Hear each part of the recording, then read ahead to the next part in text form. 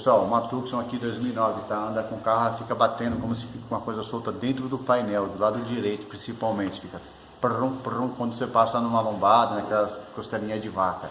O problema é esse aqui, tá, gente? É o batente. Você olha, parece que ele quase não tem folga, ó.